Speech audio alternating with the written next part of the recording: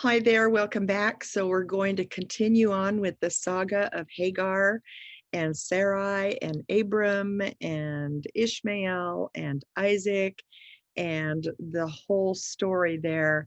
And as we were talking last time, I just want to encourage you, if you're feeling alone and forgotten and you feel like God is nowhere around, I want you to know He is there. We learned in the last lesson that Jehovah El Roy is his name. And what that means is he's the God who sees. He's the God who sees the injustices that happen to you. He's the God who sees the injustices that happen to me and throughout the world. Um, Everything is open and laid bare to him with whom we have to do, the Bible says. And so he is a God of justice, and justice will be served. And as we said last time, our job is not to get vengeance. That's his job. Our job is simply to trust. And so that's what we talked about last time. We're going to pick back up now in Genesis chapter 21, where Hagar has already returned. She was already out in the wilderness once, and the Lord told her to go back and submit to her mistress. And so that's what she did. It had to be very, very, very difficult for her. She does give birth to a child, a man child, and she names him Ishmael. I want to pick back up in chapter 21 of Genesis, verse 1. And it says here, the Lord visited Sarah as he had said. I love that it says that, as he had said. He is a God who keeps his promises. There are two things that God cannot do. One of them is to lie, and the other one is to change. He is unchanging, immutable. And so he has to stay true to his word. And the Bible's full of promises, not just for Sarah, but for us as well.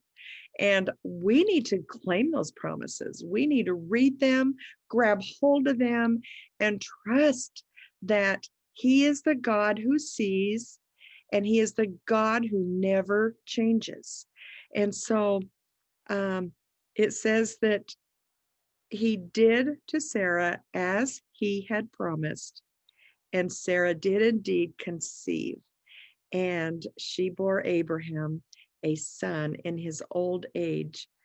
And the story is just an amazing story. I want you to read it. I'm not going to go through every verse here, but I want us to skip down to verse 9, where it says, but Sarah saw the son of Hagar, the Egyptian. Okay, so it's letting us know that Hagar is a foreigner. All right. And so here Sarah had created this mess, and now her heart is filled with jealousy for this other woman, and who was really just subjected to doing what her masters had told her to do. And, she bore a son as a result of that. So after Isaac's appearance on the scene, this caused great difficulty for Hagar, and she is about to be cast out for the second time. And so anyway, as it goes on here in verse 10, it says, so she, meaning Sarah, said to Abraham, cast out this slave woman with her son, for the son of this slave woman shall not be heir with my son Isaac. Oh, Abraham again was in a pickle, because he surely had a relationship with this young man, this young son of his. And but again, he caves in to Sarah. Verse 11 says, the thing was very displeasing to Abraham on account of his son. Just like I said, he's torn. And it says, but God said to Abraham, be not displeased because of the boy and because of your slave woman. Whatever Sarah says to you, do as she tells you, for through Isaac shall your offspring be named. So it would appear that God had just turned his back on Hagar and was just saying, well, just deal with it, Hagar. But no, God had a different plan. And so listen as we continue. He says, and I will make a nation of the son of the slave woman also, because he is your offspring. He was distressed about that in verse 11. He was attached to his son. So Abraham did what God said. He arose early in the morning and he took bread and a skin of water and gave it to Hagar. Why did he arise early in the morning? Maybe it was so that Sarah wouldn't know, wouldn't see him get up and, saying goodbye to Hagar and his son, whom he loved. It says he put it on her shoulder, this container of water. What a tender and compassionate move that was for Abraham, who surely didn't want to do this. But again, we all know how Abraham did obey the Lord, and God, he's trusting God that he will take care of Hagar and his child. It says he sent her away and she departed and she wandered in the wilderness. Do you sometimes feel like you're wandering in the wilderness? I do. But especially if you're a young mother alone with children, you have a lot of weight on your shoulders. You know that you need to provide food for them. You know that you need to provide for your physical needs as well so you can care for them. Can you imagine the grief that Hagar was going through? So, verse 15 says that they did drink the water, she and her son Ishmael. And the water then was gone. Now what? She had nowhere to turn except to God.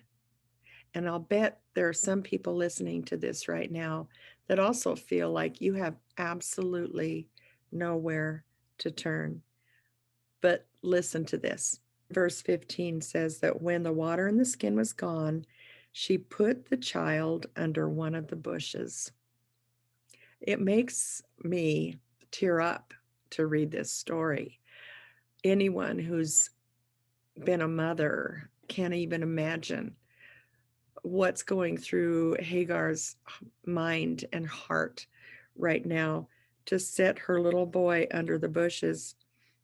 It says, then she went and sat down opposite him a good way off. She couldn't stay close. She went away, a distance away. It says about the distance of a bow shot. Now that's really quite a long ways away from your child, whom you know is probably just going to lie there and die.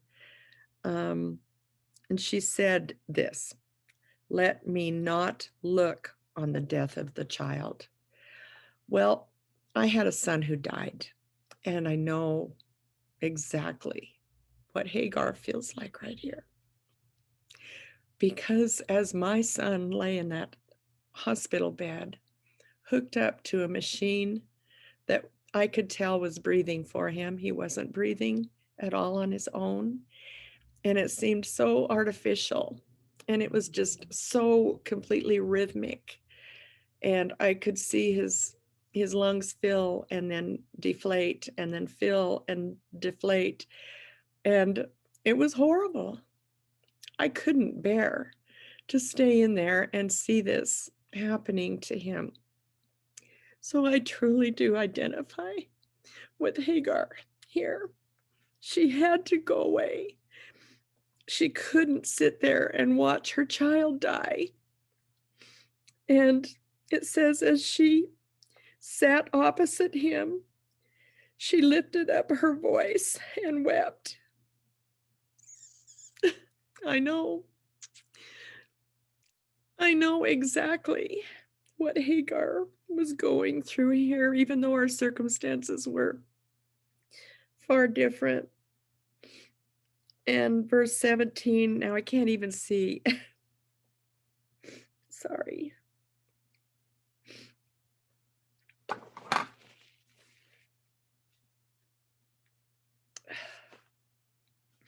Verse 17 said, "And God heard the voice of the boy, and the angel of God called to Hagar from heaven and said to her, 'What troubles you, Hagar?'" He's such a tender God.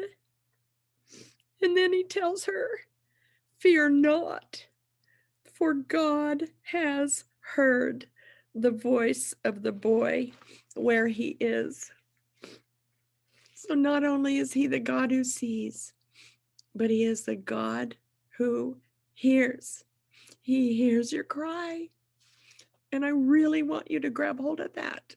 Sometimes you probably feel like you're just crying into midair. You don't feel him. That doesn't mean he's not there. And I'm sure Hagar felt that way. But he did come to her and he said, "I have heard the voice of the boy where he is." And then he says, it's so hard for me to see through my tears, but he says, "Up, lift up the boy and hold him fast with your hand, for I will make him into a great nation." Then God opened her eyes, and what did she see? She saw a well, the Bible says, a well of water. And she went and filled the skin and water and gave her son a drink. He is such a good and compassionate and loving God. And so, whatever your need is right now, you trust in his promises. He will be there for you. He will provide a well. It might not be an ideal well. It might not be an exact answer to what you think you need, but that loving God of ours knows us well. He knows what we need. And he is Jehovah, not only Jehovah El Roi, but he is Jehovah Jireh, our provider. He is the God who provides. And that's what he did here for Hagar and her little boy. And she said, and that says here in verse 28, "And God was with the boy, and he grew up." Well, I just love that tender, sweet story. We tend to forget former promises, even those promises that maybe we've hidden in our hearts. But when circumstances seem to contradict what we know about God, that's our tendency as creatures of the flesh is to forget all about those promises, throw them out, think that God has turned away from us, that he doesn't hear. But you know what?